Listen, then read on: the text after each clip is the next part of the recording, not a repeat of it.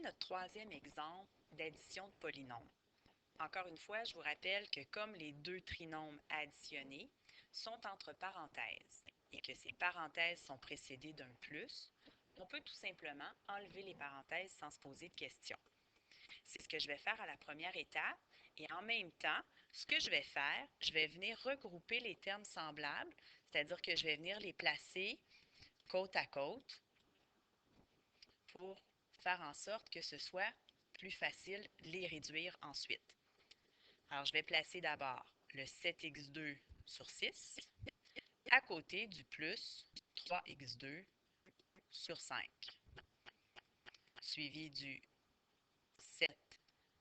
x sur 7 moins le 3x sur 2. Et je terminerai avec les deux termes constants, 5/18 plus 1/3. J'ai donc réorganisé ma somme en faisant d'une part disparaître les parenthèses sans me poser de questions puisqu'elles étaient précédées d'un plus et en même temps en regroupant les termes semblables. De sorte que ce sera plus facile de trouver un dénominateur commun pour réduire chacune des paires de termes semblables. Pour réduire les termes en x2, je vais utiliser le dénominateur 30.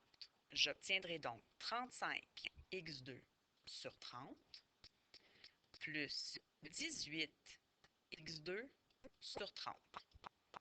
Ensuite, pour réduire les termes en x, j'utiliserai le dénominateur commun 14. Le x sur 7 deviendra donc 2x sur 14 et le moins 3/2x devient moins 21x sur 14.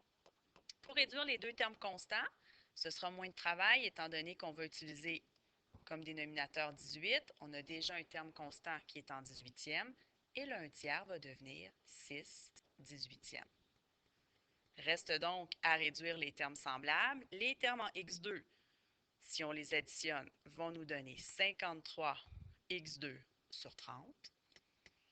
Les termes en 14e vont nous donner moins 19x sur 14 et les deux termes constants donneront 11/18.